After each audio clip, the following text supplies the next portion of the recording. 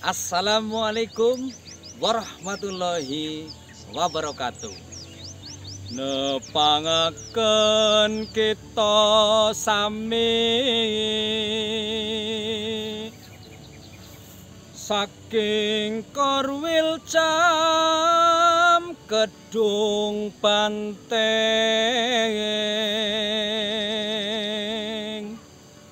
derek angayu bagyo omba dongeng kagem guru crita rakyat Nuswantara.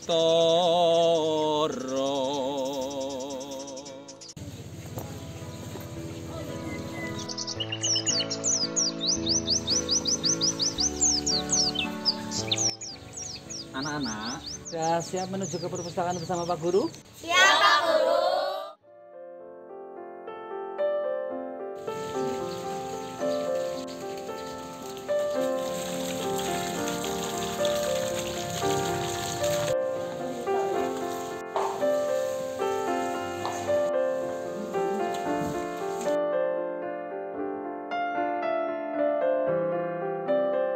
Selamat pagi anak-anak. Selamat pagi.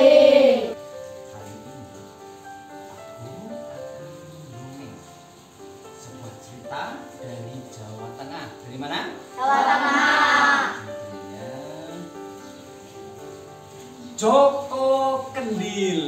Begini ceritanya nih, dengarkan baik-baik.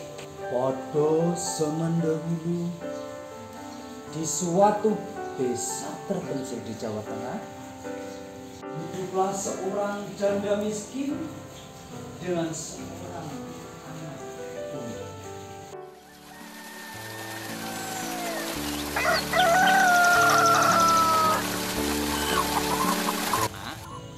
Karena bentuknya menyerupai periuk atau kendil untuk menanak nasi di Jawa Tengah, maka ia dikenal dengan nama Joko Kendil. Pada suatu hari ada pesta perkawinan di dekat desa Joko Kendil. Diam-diam Joko Kendil menyelinap ke dapur.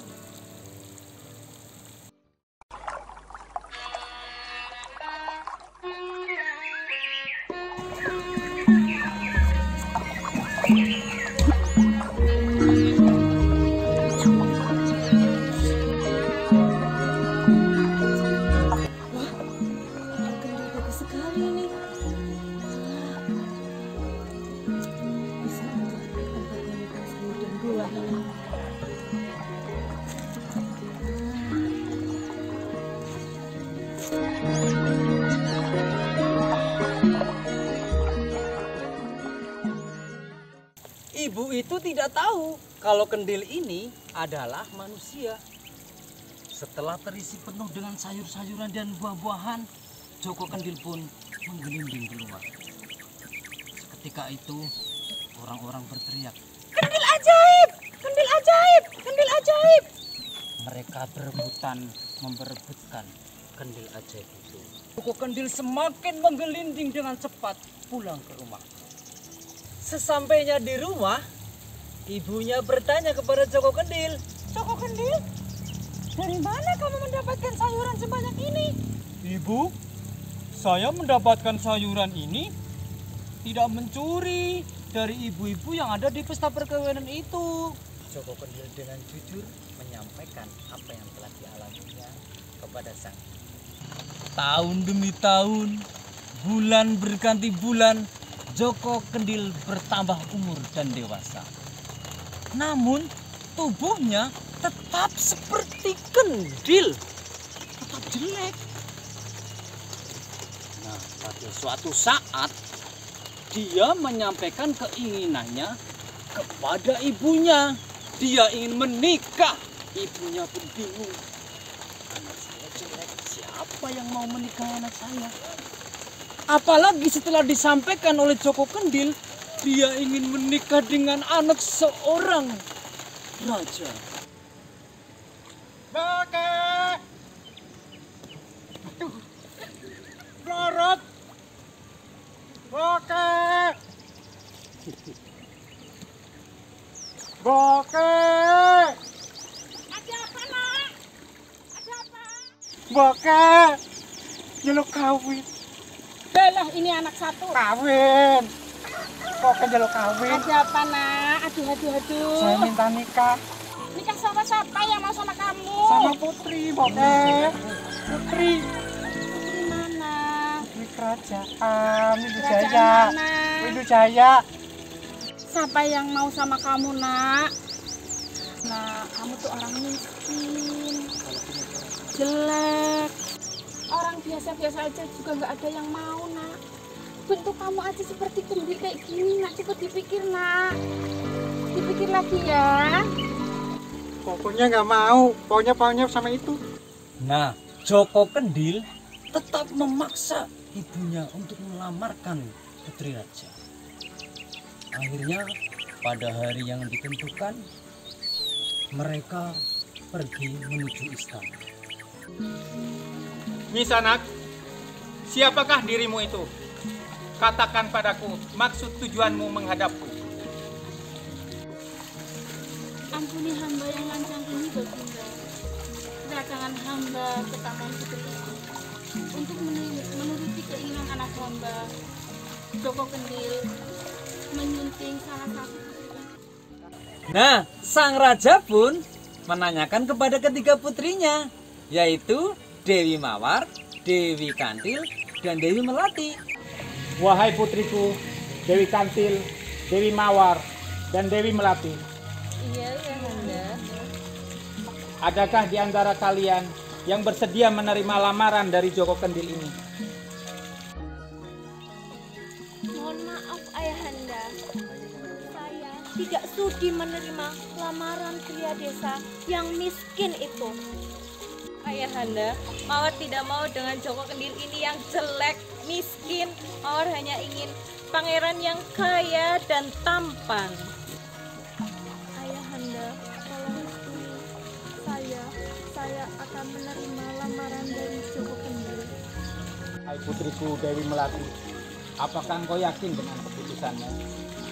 Saya yakin karena Joko Kendil sangat baik hati dan penyayang. Baiklah Melati, aku merestuimu untuk menikah dengan Joko Kendil.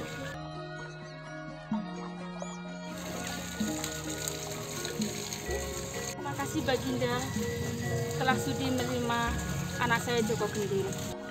Joko Kendil, kuserahkan putriku Dewi Melati untuk menikah denganmu. Terima kasih Raja, terima kasih. Saya akan jaga Melati dengan sepenuh hati.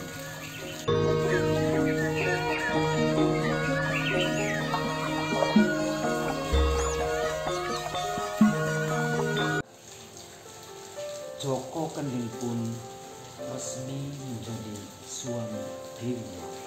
Namun kebahagiaannya selalu terganggu dengan ejekan dan cemoohan kedua kakaknya.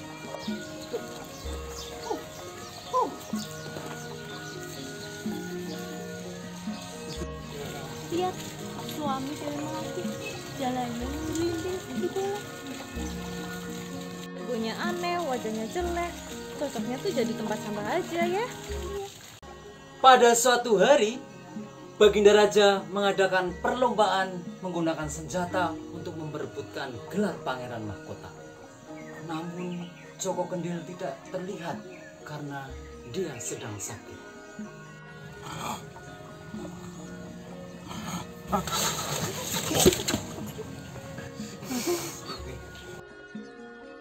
Pusing banget kepalaku.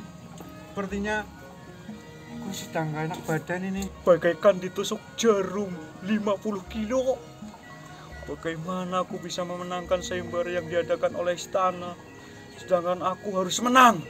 Aku harus istirahat agar aku dapat pulih tepat pada waktunya.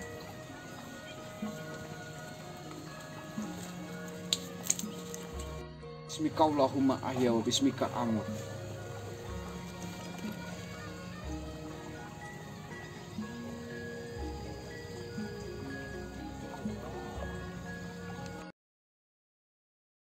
Ketika Joko Kendil tertidur dengan pulas, tiba-tiba terlihat berkelebat bayangan yang keluar dari tubuh Joko Kendil yang menyerupai seorang pangeran yang gagah perkasa.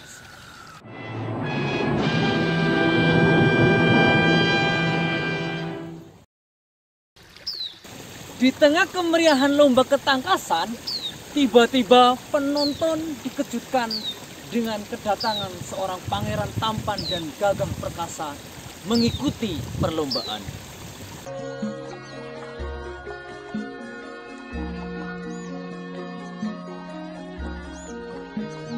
Para putri pun terpesona hatinya. Akan tetapi Dewi Kantil dan Dewi Mawar dengan ketus mengusir Dewi Melati. Ada pangeran teman yang sayembara. Oh iya. Kamu kan nggak berhak. Kamu kan sudah punya Joko Kendil yang miskin dan jelek. Dewi Melati pun dengan sedih meninggalkan arena pertunjukan, lari menuju kamarnya. Sana pergi ke kamar saja.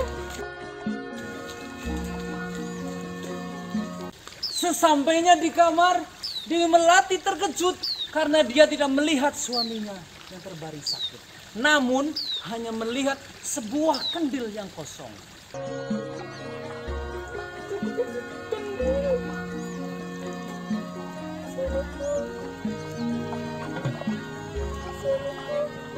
Akhirnya dengan kesal dia membanting kendil itu hingga hancur berkeping-keping. Seketika itu, tiba-tiba muncullah di hadapannya seorang kesatria yang gagah dan tampan. Persis seperti pangeran yang mengikuti perlombaan. Kendil ini yang membuat aku malu dan selalu diejek orang-orang. Akan kupecahkan kendil ini saja.